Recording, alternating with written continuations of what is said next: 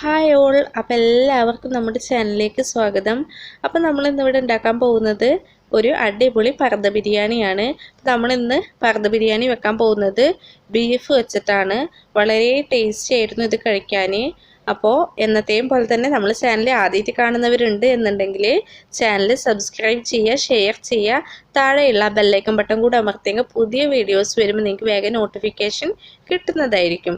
പിന്നെ ഞാൻ ഒരു പുതിയ ഫേസ്ബുക്ക് പേജ് ക്രിയേറ്റ് ചെയ്തിട്ടുണ്ട്. അപ്പോൾ അതിൻ്റെ ലിങ്ക് ഞാൻ താഴെ കൊടുത്തിട്ടുണ്ട് ഡിസ്ക്രിപ്ഷൻ ബോക്സിൽ. അപ്പോൾ നിങ്ങൾ അതും ഒന്ന് വീഡിയോ ഇഷ്ടമായാൽ ലൈക്ക് ചെയ്യാൻ വിട്ടുപോകരുത്.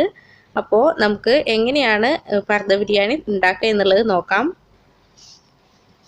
അപ്പോൾ നമ്മളിവിടെ സവാള സാധാ നമ്മൾ ബിരിയാണിക്കുള്ള പോലെ തന്നെ ഞാനൊരു ബിഗ് സൈസ് 4 സവാളയാണ് എടുത്തിട്ടുള്ളത്. പിന്നെ മല്ലിച്ചപ്പ്, പുതിന, പിന്നെ ദമ്മിടുമ്പോൾ മുകളിൽ ഇടാൻ വേണ്ടിയിട്ടായിട്ട് കുറച്ച് സവാള ഫ്രൈ ചെയ്ത് വെച്ചിട്ടുണ്ട്. പിന്നെ ഒരു 3 മീഡിയം സൈസ് തക്കാളി എടുത്തിട്ടുണ്ട്. പിന്നെ ഇഞ്ചി വെളുത്തുള്ളി പേസ്റ്റ് ചതച്ചത് ഞാൻ ഇതേപോലെ ഇട്ടൊക്കെയാണ് ചെയ്യൽ. ഇനി നമുക്ക് ആദ്യം തന്നെ നമ്മുടെ പർദ്ദക്കായിട്ടുള്ള ഡോ റെഡിയാക്കി എടുക്കണം. അപ്പം നമ്മളിവിടെ ഒരു 2 കപ്പ് മൈദയാണ് എടുക്കുന്നത്.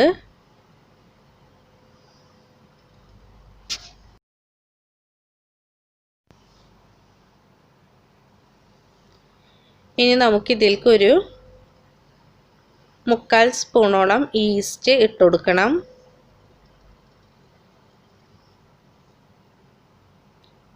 പിന്നെ ഒരു 2 സ്പൂണ് പഞ്ചസാര.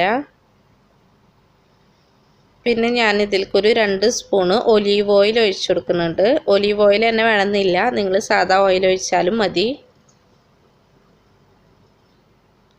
പിന്നെ ആവശ്യത്തിന് ഉപ്പ് ആഡ് ചെയ്ത് കൊടുക്കുക. ഇനി നമുക്ക് ഇതൊന്ന് കുഴച്ചെടുക്കണം. അപ്പം ഞാനിവിടെ ഒരു ചെറിയ ചൂടുള്ള വെള്ളമാണ് യൂസ് ചെയ്യുന്നത്. ഇനി ഇത് നമുക്ക് നന്നായിട്ടൊന്ന് കുഴച്ചിട്ട് വെക്കാം. ഇത് പൊന്താനായിട്ട് നമുക്കൊരു 3/4 മണിക്കൂർ അല്ലെങ്കിൽ അരമണിക്കൂറൊക്കെ വെക്കണം. മൂടിയിട്ട് വെക്കുക, നന്നായിട്ട് കുഴച്ചെടുക്കുക.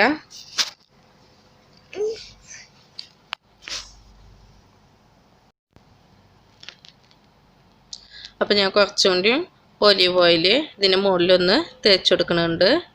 ഇനി ഇത് നമുക്കൊന്ന് നീക്കി വെക്കാം.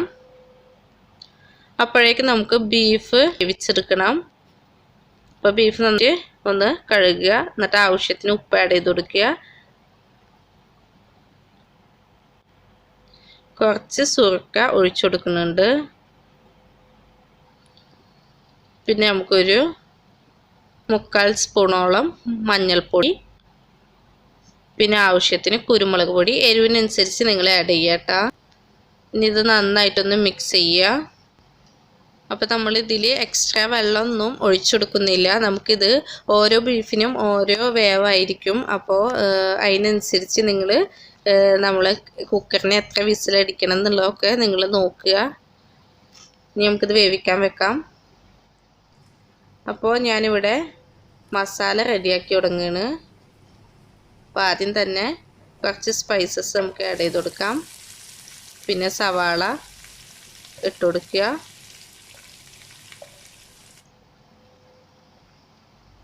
ഇനി ഈ സവാളൊക്കെ ഒന്ന് മൂത്ത് കിട്ടണം. അപ്പോൾ നമുക്ക് കുറച്ച് ഉപ്പ് ആഡ് ചെയ്ത് കൊടുക്കാം. നമ്മൾ ബീഫിൽ ഓൾറെഡി ഇട്ടിട്ടുണ്ട്. അപ്പോൾ അതൊക്കെ കണക്കിലിട്ടിട്ട് വേണം നമ്മളിതിൽ ആഡ് ചെയ്യാൻ. ആ ഒരളവ് നമുക്ക് നോക്കുക. ഇപ്പോൾ ഇവിടെ സവാളൊക്കെ ഒന്ന് മൂത്ത് വന്നു തുടങ്ങിയിട്ടുണ്ട്. ഇനി നമുക്കിതിലേക്ക് ഇഞ്ചി വെളുത്തുള്ളി പേസ്റ്റ് ആഡ് ചെയ്ത് കൊടുക്കണം.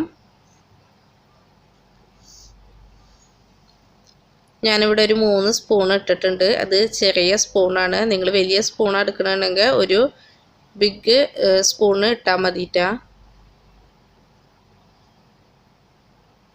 ഇഞ്ചി വെളുത്തുള്ളി പേസ്റ്റൊക്കെ നന്നായിട്ട് ഒന്ന് ഇതായിട്ടുണ്ട്. ഇനി നമുക്ക് അരിഞ്ഞ് വെച്ചിട്ടുള്ള നമ്മളെ തക്കാളി ആഡ് ചെയ്ത് കൊടുക്കാം.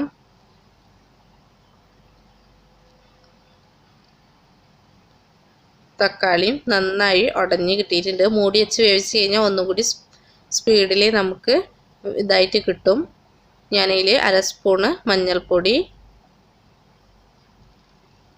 അതേപോലെ 2 സ്പൂണ് മല്ലിപ്പൊടി, പിന്നെ ഒരു 2 spoon Kashmiri chilli powder add ചെയ്ത് കൊടുക്കുന്നുണ്ട്. അപ്പോൾ പൊടികളൊക്കെ ആഡ് ചെയ്യുമ്പോൾ നമ്മൾ ഫ്ലെയിം നന്നായിട്ട് കുറച്ച് വെക്കുക. പിന്നെ നമ്മൾ സാദാ മുളക് പൊടി ഞാൻ ഇട്ട് കൊടുക്കുന്നുണ്ട്. അതൊരു 1 സ്പൂണ് ആഡ് ചെയ്ത് കൊടുത്തിട്ടുണ്ട്. പിന്നെ നമ്മൾ ഒരു 2 സ്പൂണ് ഗരം മസാല ആഡ് ചെയ്യണം കേട്ടോ. അത് ഞാൻ വീഡിയോ എടുത്തതിൽ വിട്ടുപോയിട്ടുണ്ട്. ഇനി നമുക്ക് ഇതിലേക്ക് നമ്മൾ ആക്കി വെച്ചിട്ടുള്ള ആ ഒരു ബീഫ് ആഡ് ചെയ്ത് കൊടുക്കാം. അപ്പോൾ അതിൽ നിന്ന് താനെ വെള്ളം ഇറങ്ങി വന്നിട്ടുണ്ട്. ഇനി നമുക്ക് ഇത് ഓൾറെഡി വെന്തിട്ടുണ്ട്. ഇനി നമുക്ക് നമ്മളെ ചാറ് എത്ര വേണം എന്നുള്ളതിനനുസരിച്ച് ഇതിനൊന്ന് വറ്റിച്ചെടുക്കേണ്ട ആവശ്യമുള്ളൂ. നമുക്കിതിലേക്ക് കുറച്ച് മല്ലിച്ചപ്പും പുതിനയും ആഡ് ചെയ്ത് കൊടുക്കാം.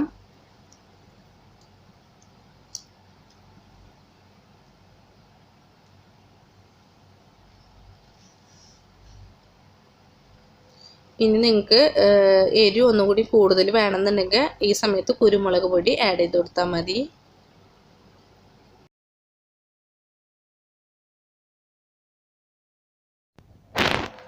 ഇനി നമുക്ക് ഇതിലേക്ക് ഒരു 2 സ്പൂണോളം തൈര് ആഡ് ചെയ്ത് കൊടുക്കാം.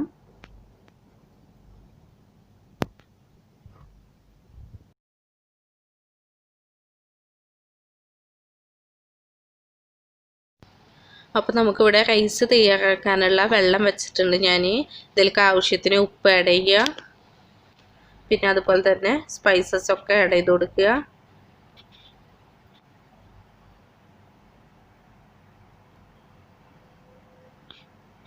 പിന്നെ റൈസ് ഒട്ടാതിരിക്കാൻ വേണ്ടിയിട്ട് കുറച്ച് ഓയിൽ ഒഴിച്ചെടുക്കുന്നുണ്ട്. അല്ലെങ്കിൽ നമുക്ക് ചെറുനാരങ്ങ പിഴിഞ്ഞൊഴിച്ചാലും മതി. പിന്നെ നമ്മൾ ആ ഗ്രേവിയില്ലേ അതിൽ നിന്ന് കുറച്ച് ഗ്രേവി ഇതിലേക്ക് ഇതാക്കുന്നുണ്ട്, ആ ഒരു സ്മെല്ല് കിട്ടാൻ വേണ്ടിയിട്ടാണ്. പിന്നെ കുറച്ച് ഗ്രീൻ പീസും ക്യാരറ്റും. അപ്പോൾ ഇവിടെ ഇത് റെഡി ആയിട്ടുണ്ട്. ഇനി ഇത് നമുക്കൊന്ന് നന്നായിട്ട് പരത്തിയെടുക്കണം. അപ്പോൾ നന്നായി പരത്തി നമ്മൾ പർദ്ദ റെഡിയാക്കണം. അപ്പോൾ ആദ്യം നമ്മൾ കുറച്ച് മൈദ ഒന്ന് പരത്താൻ എവിടെയാണ് ഉദ്ദേശിക്കുന്നത് അവിടേക്ക് ഇട്ട് കൊടുക്കുക.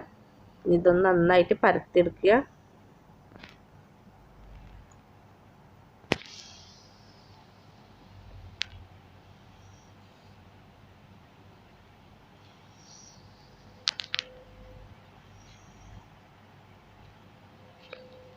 ഇനി നമ്മൾ ഇതിൽ കുറച്ച് ഓയിൽ ഇതാക്കി കൊടുക്കുന്നുണ്ട്, പരത്തി കൊടുക്കുന്നുണ്ട്. ഇനി നമുക്ക് ഇതിൻ്റെ മുകളിലേക്ക് കുറച്ച് കറുത്ത എള്ള് ഇട്ട് കൊടുക്കാം. ഇത് ഓപ്ഷണലാണ് കേട്ടോ, ജസ്റ്റ് ഒരു ഭംഗിക്ക് ഇടുന്നേ എന്നുള്ളൂ. ഇനി നമ്മൾ ആക്കി വെച്ചിട്ടുള്ള ആ ഒരു പർദ്ദ ഇതേപോലെ പാത്രത്തിലേക്ക് വെക്കുക. സാധാരണ നമ്മൾ ബിരിയാണിക്കൊക്കെ ദമ്മിടില്ലേ അതേപോലെ ലെയറായിട്ട് ഓരോന്നായിട്ട് ഇട്ട് കൊടുക്കുക.